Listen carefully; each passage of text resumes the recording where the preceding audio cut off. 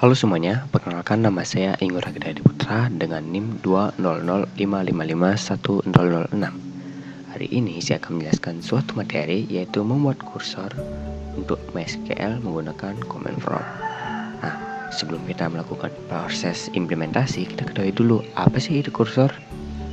Nah, kursor itu adalah sederhananya suatu variabel yang digunakan untuk menampung hasil query yang terdiri atas lebih dari satu row record.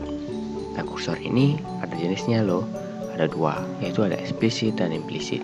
Kalau explicit itu adalah suatu kursor yang statementnya harus dideklarasikan.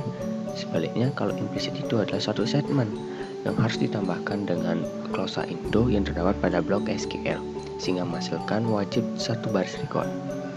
Nah, selanjutnya kursor itu memiliki tahapan-tahapan ketika kita menghasilkannya, yaitu dimulai dari ini merupakan urutan-urutan yang wajib dilakukan dan tidak boleh kebalik. Urutan yang pertama itu adalah declare, yang artinya mendeklarasi nama kursor yang dilanjutkan dengan struktur query select. Setelah mendeklarasikan yaitu ada open, yaitu kursor harus dibuka dahulu sebelum digunakan. Setelah dibuka ada yang namanya fetch, yaitu perintah untuk mengambil isi kursor, yaitu isinya itu sebuah hasil query pada kursor sehingga dideklarasikan dan ditampung ke dalam variabel penampungnya.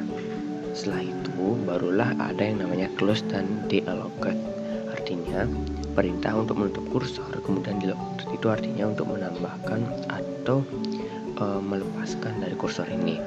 Nah, itulah tahapan kursor sebagai dasar untuk kita implementasikan pada studi kasus yang akan saya lakukan. Langkah pertama yang harus dilakukan itu adalah kita harus membuka dari software SAMPP.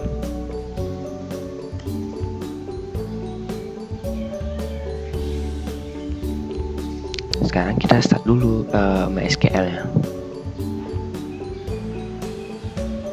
Nah, sudah. Selanjutnya barulah kita memulai untuk membuat kursornya dengan membuka command from.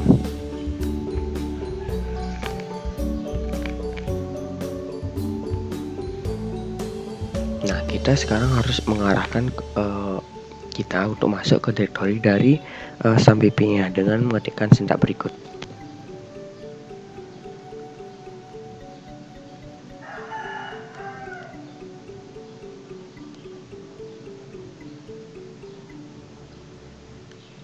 Nah, kita sudah masuk. Sekarang kita akan login ke MariaDB-nya.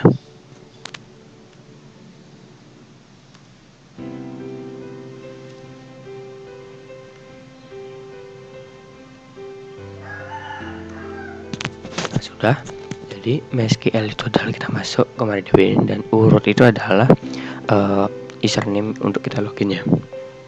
Nah, sekarang kita akan memulai untuk membuat database-nya. Di sini studi kasus yang akan saya lakukan yaitu saya akan membuat database universitas.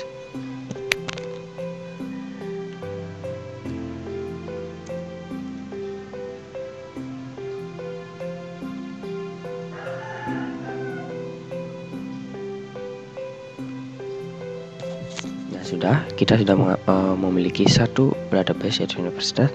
Sekarang kita gunakan dengan menseleksi database tersebut dengan cara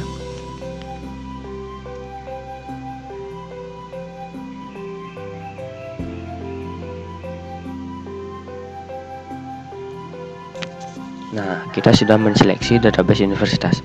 Sekarang kita di dalam database ini kita membuat beberapa tabel. Nah, tabel pertama yaitu saya akan membuat tabel dosen.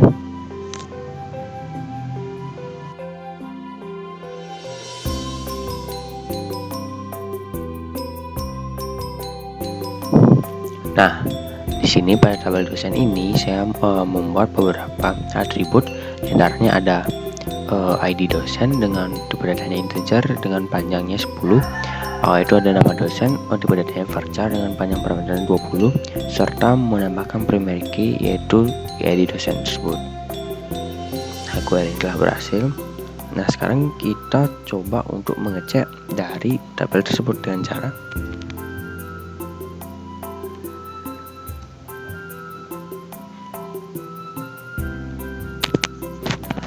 di sini kita lihat bahwa sudah ada atribut ID dosen dengan tipe integer, nama dosen varchar, pemberi key-nya adalah dosen. Oke, sudah benar. Sekarang kita buat tabel yang kedua, yaitu di sini saya akan membuat tabel pelajaran.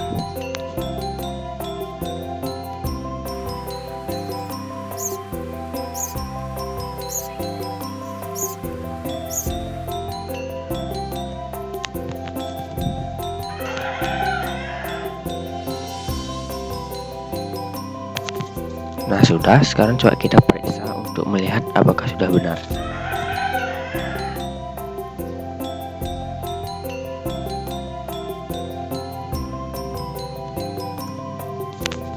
Nah, di sini sudah benar. Terdapat suatu atribut namanya ID pelajaran, tipe data integer, penyimpanan 10. Itu dia sebagai primary key. Nih, lalu ada nama pelajaran, tipe data varchar, panjangnya 30. Oke, sudah benar. Nah, sekarang kita buat tabel yang ketiga. Di sini saya akan buat tabel, yaitu tabel KRS.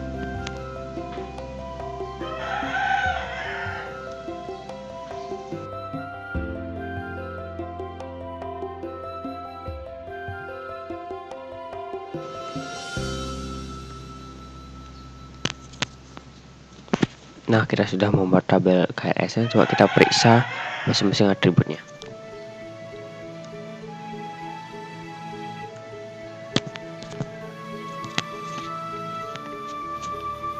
Nah, di sini terdapat beberapa atribut, yaitu ada ID KRS, itu data integer, ID dosen, tipe data integer, ID pelajaran, atribut datanya integer, dan jumlah siswa, yaitu ini ENT yang berjumlah 4.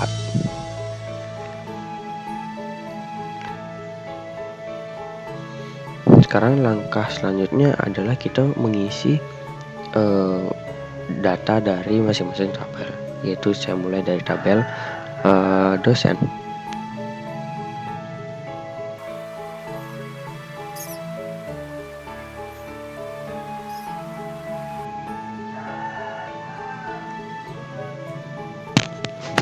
Oke, sudah berhasil. Sekarang kita coba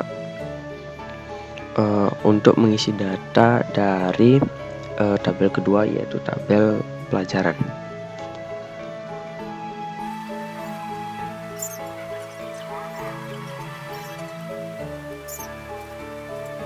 Oke, kita sudah selesai mengisi data pada tabel kedua. Sekarang coba kita isi data pada tabel ketiga.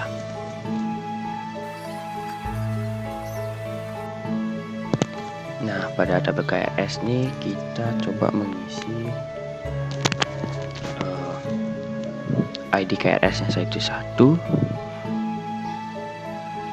lalu ID dosennya itu coba kita pilih 1, ini kan Pak Adi nih, lalu coba ID pelajaran yang diampu itu adalah olahraga, lalu jumlah siswa yang diampu adalah misalnya 20.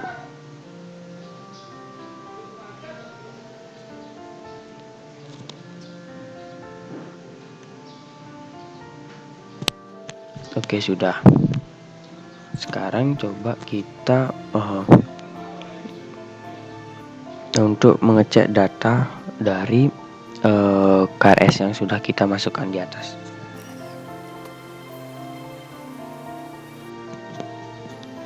Nah, di sini yaitu terlihat ID KRS adalah 1, ID dosennya 1. Nih ID dosen berarti Pak Adi.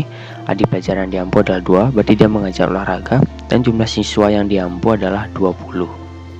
Nah, sekarang coba kita menambahkan lagi data untuk tabel KRS-nya.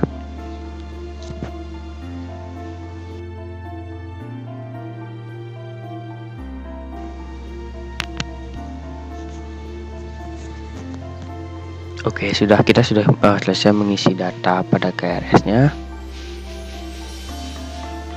Coba sekarang kita periksa dengan cara select KRS.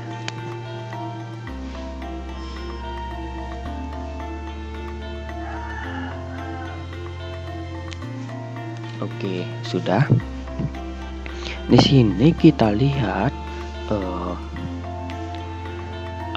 ada dua dosen, yaitu ini yang di dosennya pertama itu Adi, dia mengajar pelajaran yang sama dengan jumlah siswa yang berbeda. Nah, ini seharusnya kita membutuhkan suatu tabel baru yang kita gunakan untuk menampung ketika jumlah siswanya itu sama, karena diampu oleh orang yang sama, terlihat dari cirinya yaitu di dosennya sama. Sehingga disinilah peran kursor itu dibutuhkan untuk menghitung total data dari siswa ini. Oleh karena itu, kita sekarang harus membuat kursor untuk menghitung jumlah total siswa dari nama ID dosen yang sama. Sekarang kita coba membuatnya dengan cara yang pertama itu kita membuat delimiter dulu.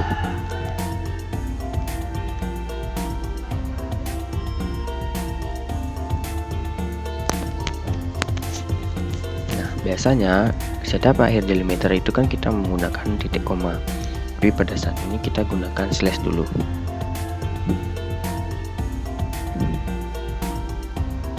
Lalu sekarang kita akan membuat storage prosedurnya.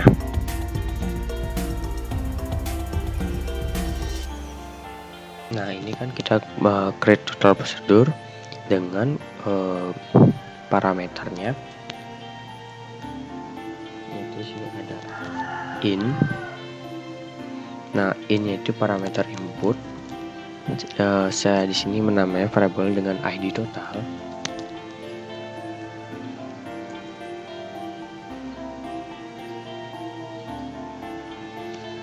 Tipe datanya integer. Lalu ada parameter output. Dengan sini saya mau menamainya dengan variabelnya itu total keseluruhan.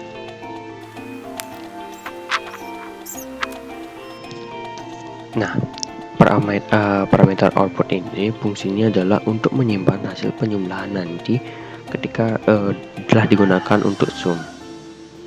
Nah, sekarang kita membuat namanya bikin.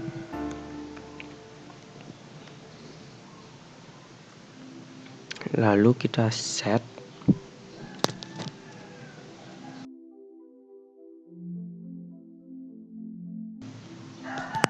Nah, di sini kita membuat suatu perintah untuk mengeset total keseluruhan, yaitu dengan kita menjumlahkan dari jumlah siswa berdasarkan pada tabel KRS, di mana jika ID dosennya sama dengan ID total. Jadi yang misalnya sama bakal dijumlahkan. Nah, di sini ketika kita melihat suatu peringatan terjadinya sentak injek manual di sini, kita di sini terlihat bahwa pada parameter outnya di sini kita tidak mengisi dari tipe datanya, sehingga oleh karena itu kita di sini harus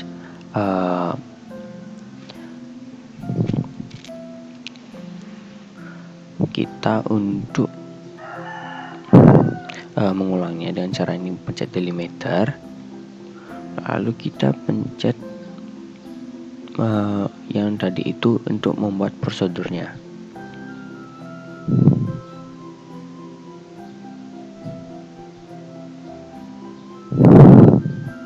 Nah, ini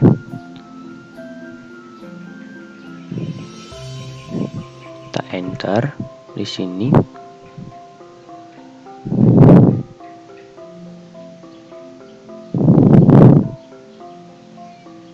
Nah, ini kita hapus.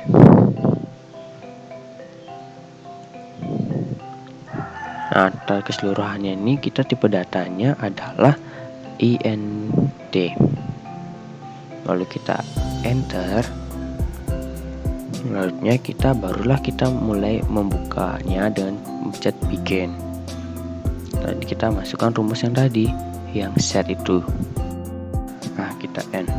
sekarang kita coba memanggil dari prosedur yang telah kita buat dengan cara kita ini ketik call total siswa. Nah, karena tadi delimiternya kita akhiri dengan slash, ini kita slash dulu agar bisa tampil. Nah, query-nya telah berhasil. Nah, setelah itu coba kita akan membuka tabel dari total siswanya dengan cara kita select ini total keseluruhan. Nah, sama juga karena dari delimiternya dan n itu kita akhir dengan slash, ini kita slash juga. Nah, keluarlah hasil dari total keseluruhan adalah 25. Sekarang yaitu ini definisinya yaitu adalah total mana ya tadi ya? Nah, ini call total siswa, yaitu kita untuk memanggil prosedur dari total siswa, di mana total siswa yang diampu oleh dosen dengan ID yang ID-nya adalah 1, ya misalnya dosennya itu ID-nya 1, maka seluruh total siswa yang mereka ampu adalah akan dijumlahkan menggunakan tadi fungsi dari sum tadi. Nah, untuk membuktikannya, coba kita untuk panggil tabel dari KRS-nya.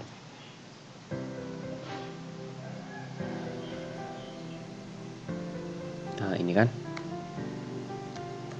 Nah, bisa kita lihat ID dosen yang pertama ini kita ketikkan 1, ini dia karena sama, dia pelajarannya ini juga sama dan jumlah siswanya yang berbeda, maka ini akan dijumlahkan 20 tambah 5 sama 25. Nah, sudah benar kan?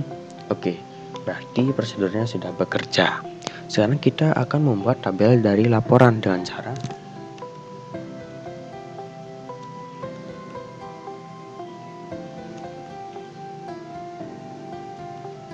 kita akan membuat tabel laporan KRS.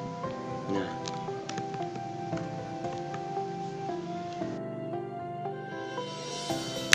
oke, kita sudah membuat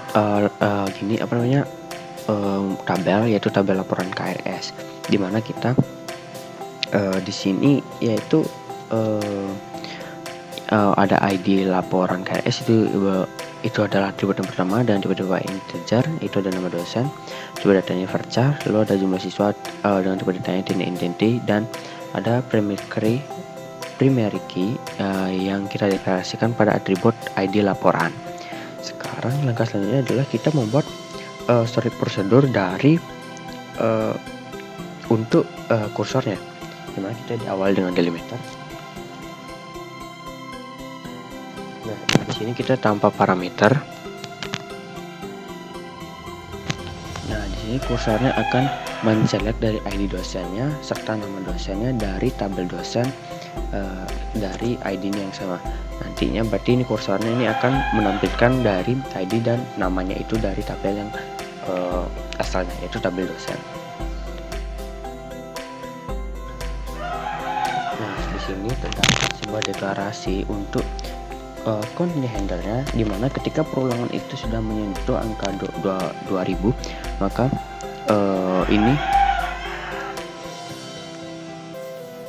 maka down-nya akan diubah menjadi 1.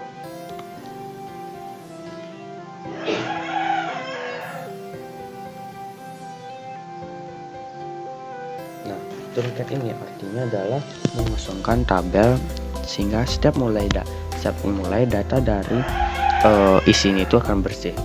Jadi dia biar nggak ketumpuk. Nah, sekarang kita membuka kursornya.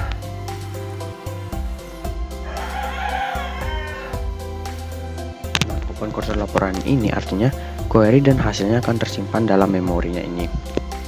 Lanjut. Ini adalah perulangan. Well, not done to. Nah, jika perulangan ini belum selesai, dia akan melakukan the fed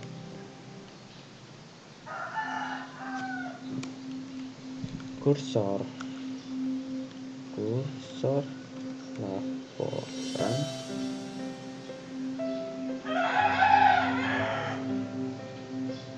laporan into ID dos.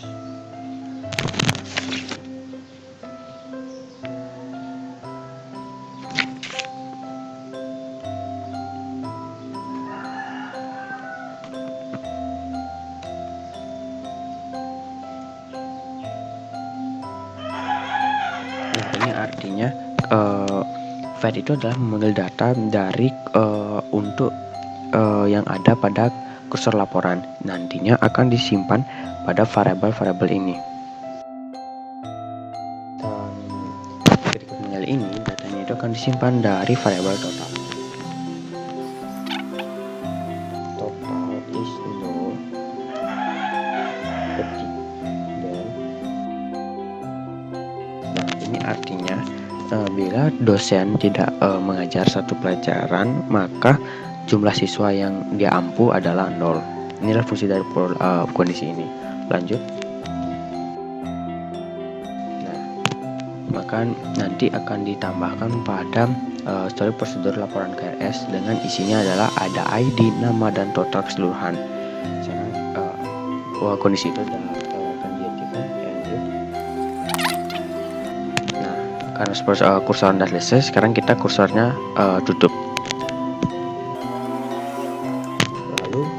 Program selesai, sekarang kita end kan karena sudah dibuka dengan delimiter slash slash, sekarang akan end slash slash.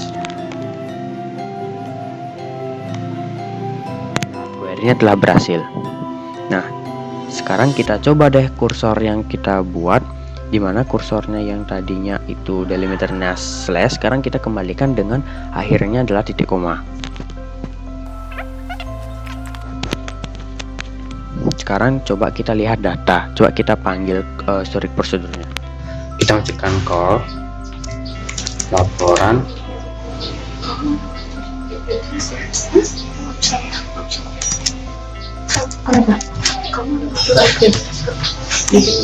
Nah, ini query-nya udah berhasil. Sekarang kita coba isi data, lihat isi data dari story prosedur ini.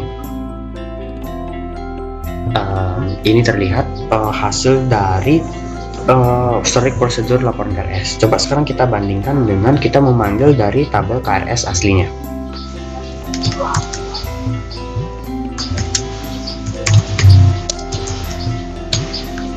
Nah, bisa kita lihat ID dosen yang ID-nya 1 yaitu Adi, dia itu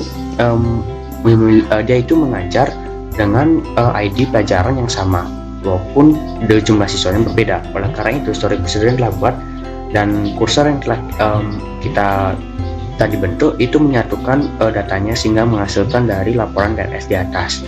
Nah, sebaliknya angka ini yang ID dosennya adalah 3 dan dia tidak mengajar apapun, makanya di sana itu dia 0 akibat dari settingan kita ketika kita mendeklar dari jika totalnya itu 0 atau bila dosen itu tidak mengajar. Serta ini bisa kita lihat juga ID dosen 2 yaitu Surya, di mana dia mengajar ID pelajarannya berbeda. Dia hanya mengajar satu saja yaitu 15, oleh karena itu jumlah siswanya tetap. Nah, begitulah cara buat kursor di MySQL menggunakan CMD. Sekian penjelasan dari saya, terima kasih.